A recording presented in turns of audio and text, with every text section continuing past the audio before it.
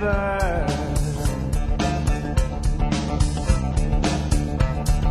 Take me down. With, I know a lot of your concerns, you work a lot with the homeless efforts. Your firm did the design work for the little micro homes that were launched at the end of May as the homeless were going to lose the hospitality house. So housing is, of course, a big focus and importance for your firm. Housing and at every level. I mean, basically co-housing. We've been really happy to be involved with the micro houses and any other homeless shelters. We're looking for a warming center for next winter now, for example. I mean, basically, housing is fundamental. Housing is basic. Functional neighborhoods should be a given. They're not. We have too many dysfunctional neighborhoods where people, get to know each other, can sit there and chat with each other, where you feel like when you walk on site that you have as much privacy as you want, but you also have as much community as you want. Right. Where most neighborhoods too many neighborhoods, you feel like you have as much privacy as you want or as much privacy as you want. In other words, not much choice. So it's designed to make you feel like you can be a part of a community if you want to. As you can see in this image, there's always a lot of emphasis on making the housing very energy efficient. Right. My electric bill last year was minus $83. So that's what we strive for. The same thing is happening in the Wolf Creek project in Grass Valley that's under construction. I'm glad you brought that up. That under was construction in Grass Valley, yeah. So Wolf Creek is a co-housing project under construction now in Grass Valley, and it's similar to the design, or it is the same design as the Nevada City co-housing. It's actually, unlike Nevada City, which is several buildings, it's actually one building. It's a senior housing, it's a senior co-housing, so the goal was to have one elevator, for example. But it's a very energy efficient project which embraces the sun, for example. Yeah. And it's very resource efficient to keep the houses as affordable as possible. Yeah. Before we run out of time, a little bit of a benefit that you're doing related to the release of your book. We saw a picture earlier. This was your fifth book that just came out, and so your book release party on Wednesday is also going to benefit Apple, which is the Center for Sustainable Living. And it's at the Common House in Nevada City. Come, 5 o'clock. It's going to be fun. There's going to be music and food, and it should be a big party. And it's open to the public, which is great. And will you be able to sign the books there too? Oh yeah, we'll joyously sign books. I hope everybody can pick one up, and it should be a great benefit for Apple as well. For Apple, yeah. And they do a lot. They're a model of What's Green, a grassroots effort that we're really proud of in this community, that they've done so well in providing green services, resources, how to. They are a very vital nonprofit. They're great to have around. Yeah. Well, thank you. Good luck with your book release party. I think it's going to be a great event and to help Apple. And thank you for your efforts to the homeless. And thank you for having me, Michelle. You're very welcome. Thank you for being on. Thanks a lot. Okay, we're going to take our first break, so stick around while I bring up my next guest.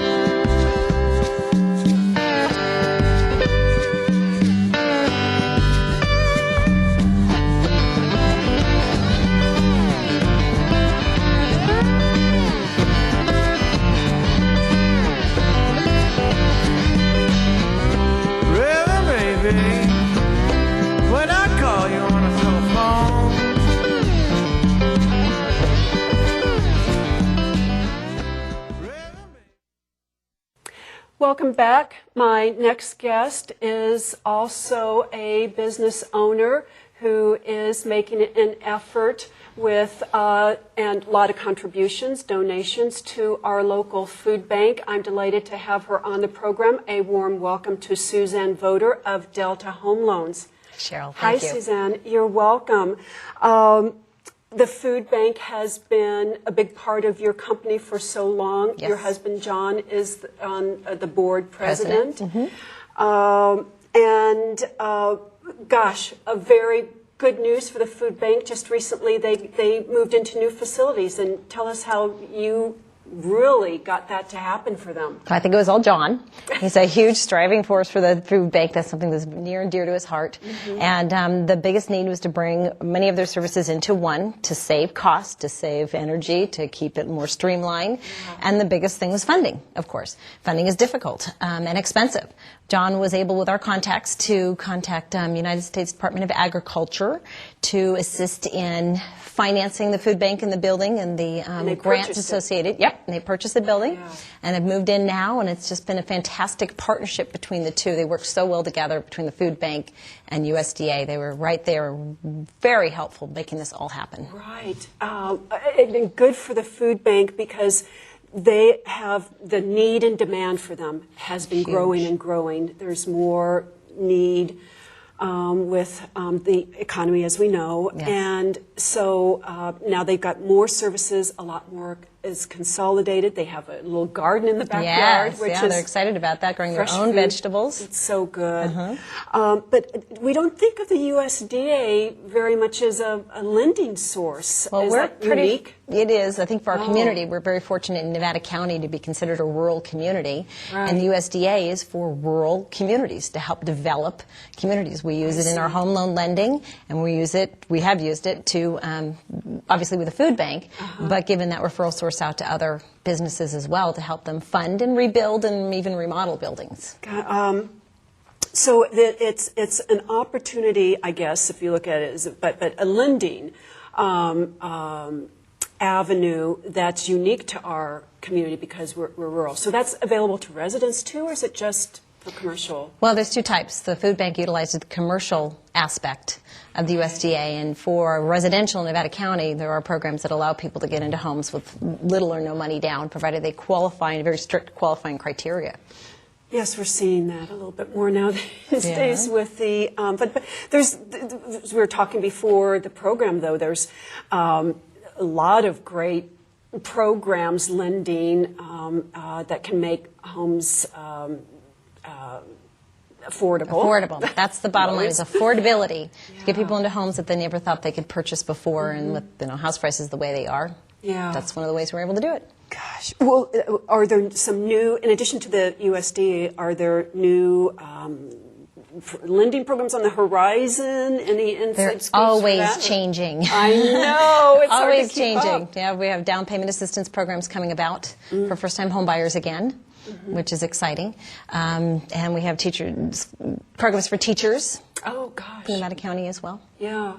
Like our first guest, Charles Durrett, was talking about teachers before being able to get into homes and affordability. Just families right now. Yeah. Be able to get into homes. And it's hard to save money, but if you can make it where their house payment is the same or maybe just slightly more than what they're paying in rent to own a home, that's a great thing for us to be able to do. That gives us happiness. Gosh. Well, I guess getting back to the food bank, you were telling me some of the efforts that Delta has done in the past, and I was, gosh, you donated a quad not too long ago. What was that?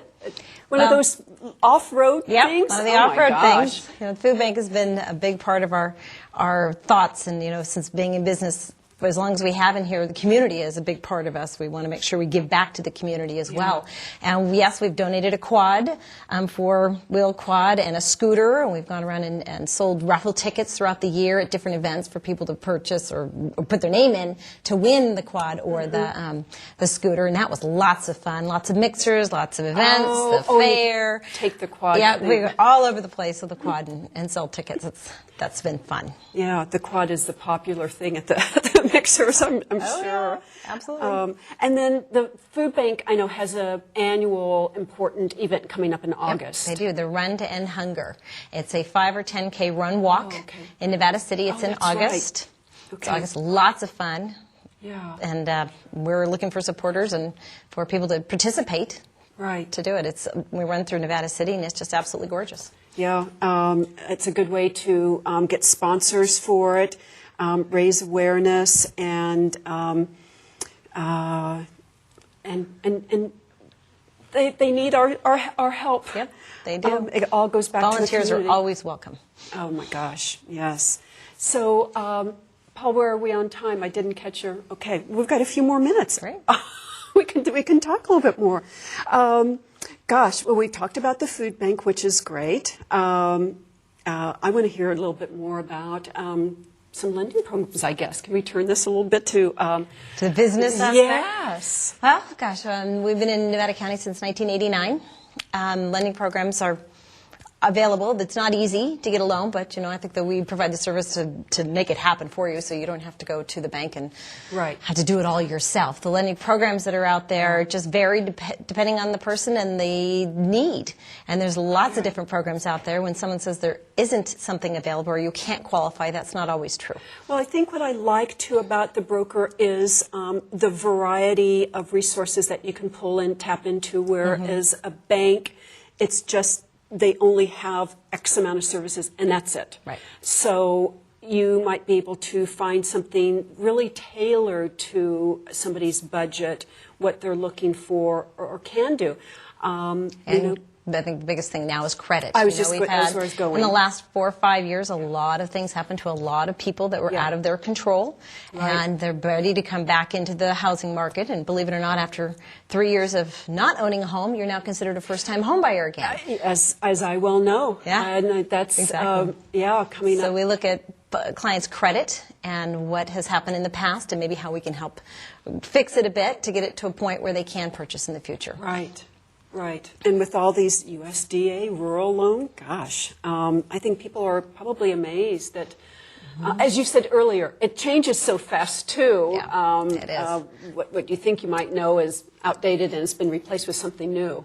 So it is, and we're helping many people refinance these days down to the low interest rates, 4.5% or lower, and saving hundreds of dollars a month in their mortgages, and that is giving tremendous relief to many clients. And many of our clients, too, don't have enough equity for a normal loan. Right. And we have programs that will allow them to refinance up to 125% of their equity. Oh, my gosh. And still save money and no expensive fees and mortgage insurance and all of that. So that's a program that I'm pretty proud that we can offer right now, too. And that was part of the HARP Obama stimulus plan to help homeowners hold on to their homes. Right. And not go into foreclosure. We try everything we can to prevent that to happen. Yeah. I agree, and voted Best Mortgage Company in 2010, so you're doing something right. Thank you so much for your continued services to the food bank. It's very valuable and appreciated. Thank you. Special to our heart. Yeah. Thank you, Suzanne. Thank you for coming on the program. Thank you. And come back, give us an update. All right. Things are always changing. Thank you for having me. All right, we're going to take our next break to bring up my next guest, so stick around. Hey, Cafe community fans, guess where I am? Thursday night markets at downtown Grass Valley. We just did a live NCTV show, which, as you know, every Thursday night, NCTV is right here at the marketplace Thursday night. So if you missed it, take a look. We got some great footage. Lordy.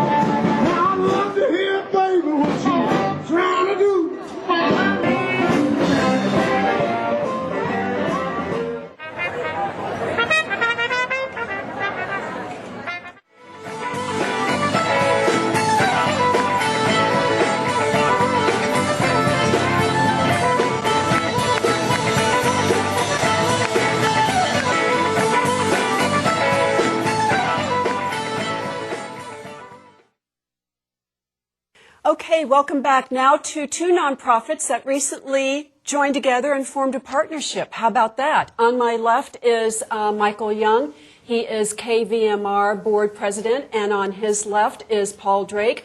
He is the Nevada Theater Commission president. And hot off the press, I'm sure you heard it was everywhere. The two have formed a partnership and have aligned together, and good things are happening in our community. So welcome to the program, Michael and Paul. Thank you. Let's start out with you, Michael. What happened here?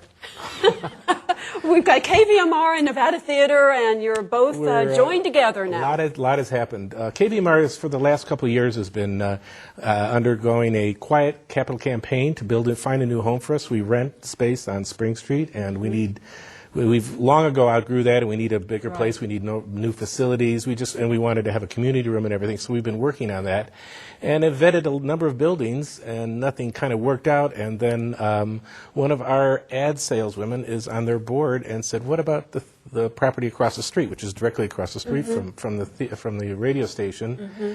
And we had a meeting, and Paul and I decided, this is something that could work. We both have needs, and we both have complementary, and but offer different things. As we like to say, theater of the stage meets theater of the mind. So they're both kind of very compatible organizations. So yeah, it's Paul. Go ahead. So we see it as a great thing for the theater. A lot of potential in the long run, including things such as radio theater, broadcast live from the theater itself.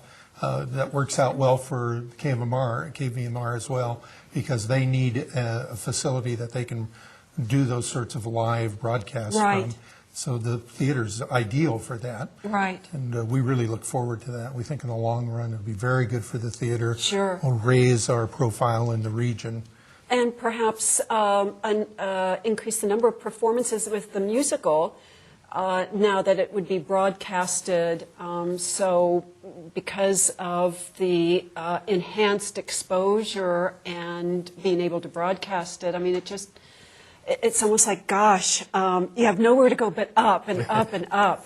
With all this. Acoustically, it's a perfect theater. It just sounds great. It's 146 years old, so it's having a birthday pretty soon. So and we're really excited another about one. But yes, we're very excited about. We're putting a control booth in and miking the thing for broadcast, and then there are a number of. Pretty much every week, 2 or 3 nights are dark. They don't have any plays or anything, although they do very well with plays. So those would be nights.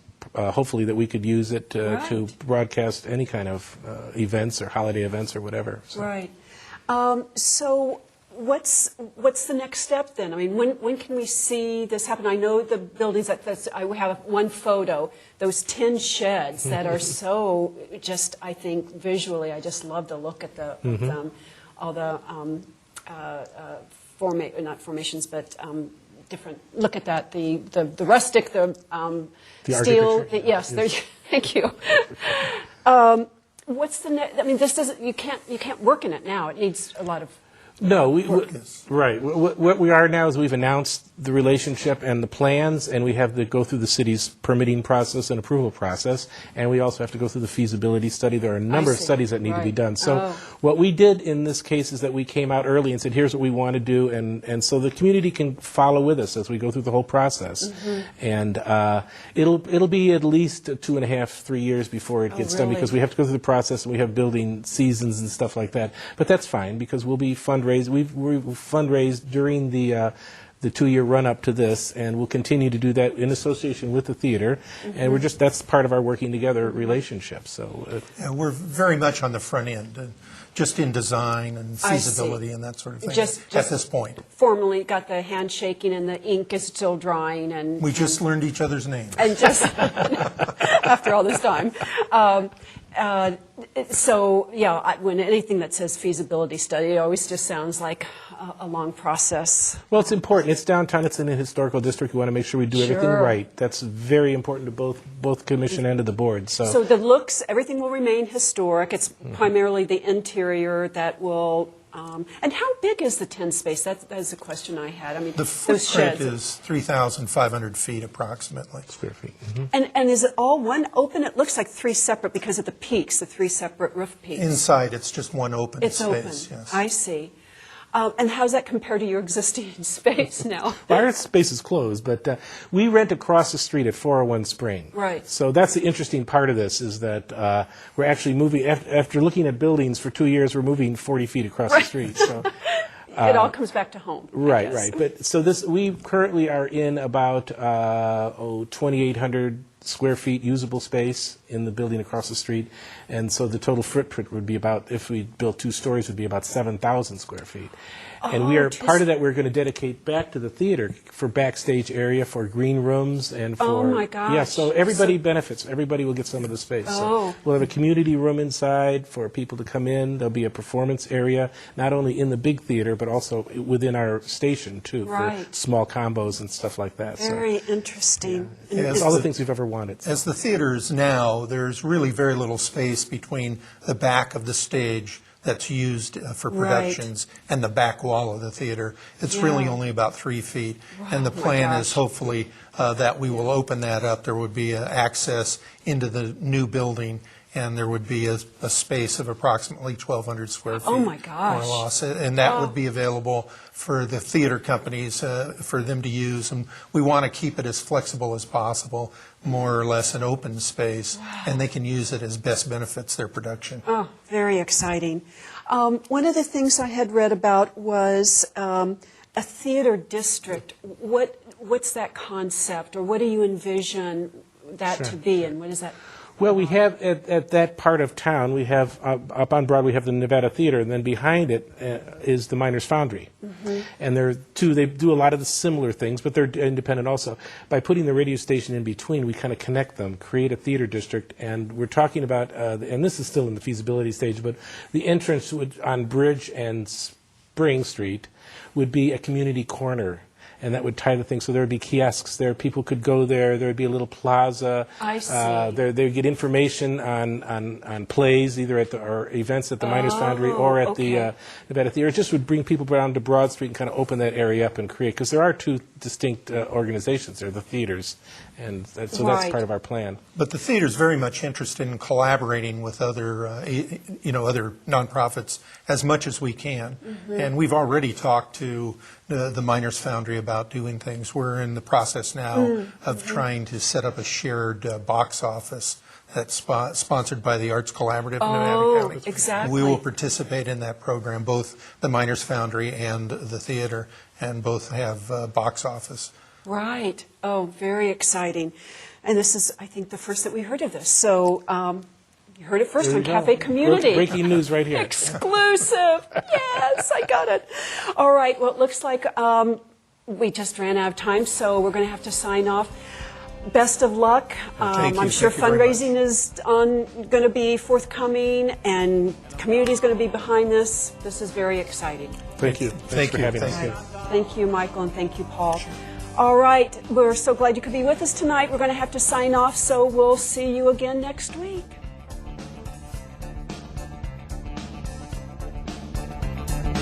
Lay me down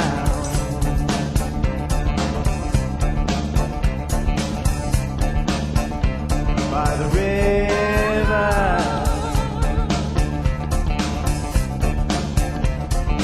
Lay me down slow. Move around me